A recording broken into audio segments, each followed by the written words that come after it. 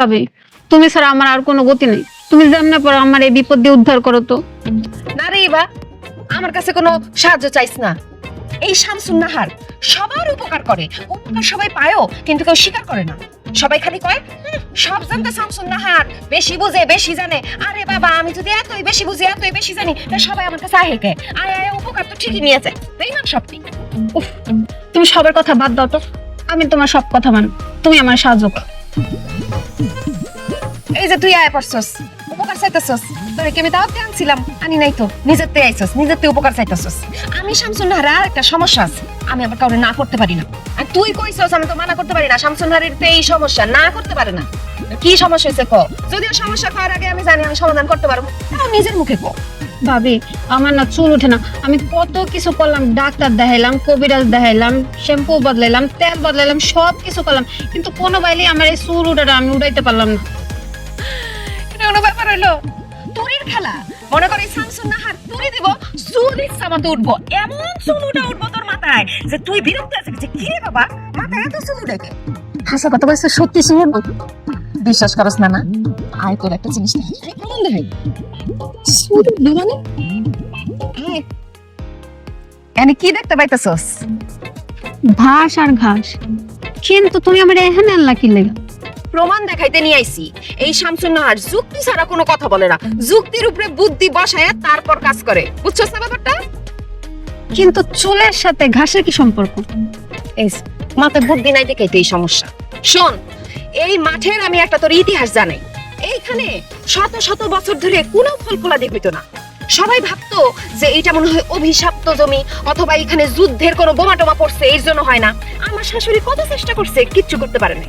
বিয়ার পর 7 দিনের মাথায় এখানে ম্যাজিক ছড়ায়া আমি দেখ কিরকম তরতর করে কত ঘাস উঠাই দিছি। এক ঘাসের উপরে আর ঘাস এমন ভাবে উঠছে, মনে করছে জায়গা হইতেছে না, এর উপরে আরেকটা কটা সিট।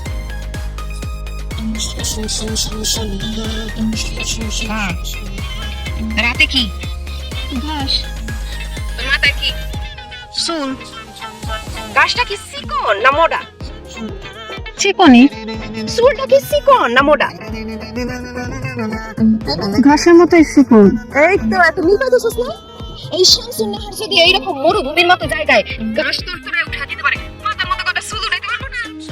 কি মনে হয়? যুক্তি আছে, যুক্তি তো আছে, কথায় যুক্তি তো এবার কার্যক্রম শুরু হবে।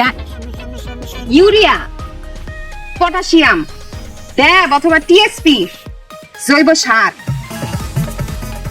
কি বুঝলি? এইগুলা দিয়ে কি হইব? কি হইব? জমিনটারে করছস কি? ফাটা ফাটা করে দিছস, একদম উর্বর নাই। এইগুলা দিয়া এখন তোর চুলটারে আমি একদম ফসলের মতো তরতর করে উঠাবো। মনে কর একটা তোর জমিনটারে একদম সাফ করে ফেলবো, আরেকটা একদম চুলটারে মজবুত করব, আরেকটা চুল উঠতে সাহায্য করব, আরেকটা চুল লম্বা করব। জমিন একদম সারকার করে দিছস, এত কিছু জানার দরকার কি তোর? তোর কি জানা দরকার এইসব, না ফলন দরকার? ফলন। তাইলে কোনো কথা কবি না, চিকিৎসা শুরু করতে দে। কথা শুনে মাথা মাথা উঠতে যে পুরা বুদ্ধি শুনলে তোকে বাদে দৌড়া সবাই দৌড়া এই সব জানতা এই হচ্ছে আসল জিনিস। দেখো তার বুদ্ধির বাহার সব জানতা সব জানতা বাস, কাজ হয়ে গেছে। কি কেমন লাগতেছে? ভাবি, আমার মাথা তো জ্বলাইতেছে। আরে মাথা তো জ্বলবই, একটু চুলকাইবই, খুবই স্বাভাবিক। কারণ এই জমিন ফাইটা এখন চুল বাইরে হইব না, একটু যারা পরে করবই। কিন্তু কোনো টেনশন না, যাইব না, বাড়ির যাইবা, কোনোভাবেই আজকে চুল দিবা না, যত কষ্টই হোক চুলে রাখবা, ঠিক আছে? কোনো সমস্যা নাই। প্রথমবারের মতো চিকিৎসাটা করলাম, কাজ হইব তো? আমার মনে হচ্ছে এইবার কাজ হইবই। শামসুন নাহার রে, এইবার সাফল্য তোর দরজায় করানোর কাজ। ও শামসুন নাহার, তুই পারস।